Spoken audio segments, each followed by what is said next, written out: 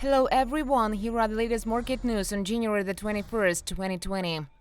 China confirms threat of new coronavirus. China confirmed the outbreak of a deadly virus originating in Midland entered a new phase of severity, with a fourth death was reported on Tuesday. The number of cases is continuing to rise, escalating concerns on Asian markets as hundreds of millions of Chinese prepare to travel for the Lunar New Year holiday. Health authorities around the world stepped up screening, and the World Health Organization called a meeting on Wednesday to consider declaring an international health emergency as China confirmed the virus spread through human contact. China's yuan was down nearly 0.5% and on track for its worst day in a month, while airline and travel stocks fell across the whole region. Margaret Yang, an analyst at brokerage CMC Markets in Singapore, said the sell-off is just the beginning. We will see more in days to come. Asian shares fall amid turn to risk aversion. Asian equity markets experienced an unexpected drop on Tuesday due to markets' turn to risk aversion amid mounting concerns about a new strain of coronavirus in China. Market sentiments worsened as investors likened the outbreak to the 2002-2003 spread of severe acute respiratory syndrome, SARS, another coronavirus which broke out in China and killed nearly 800 people in a global pandemic. Amid this, MSCI's broadest index of Asia-Pacific shares outside Japan declined 1% after a steady start.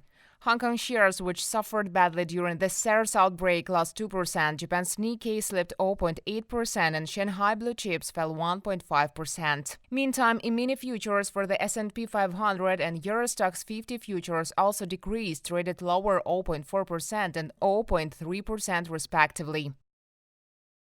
Bank of Japan keeps interest rates steady. The Bank of Japan kept monetary policy steady and raised its economic growth forecast on Tuesday as the government's stimulus package and receding pessimism over the global outlook took some pressure off the central bank to top up stimulus. BOJ Governor Haruhiko Kuroda also expressed cautious optimism over the global economy after the United States and China agreed on a preliminary deal, but said that low inflation rate means the central bank needed to maintain its expansionary monetary policy stance. As widely expected, the Japanese central bank kept its short-term interest rate target at -0.1% and a pledge to guide 10-year government bond yields around 0%. Furthermore, the BOJ revised up its growth projection for the fiscal year beginning in April to 0.9% from an estimate of 0.7% growth made in October, helped by a boost from the government's fiscal stimulus package. Uber sells its failing Indian business to Zomato.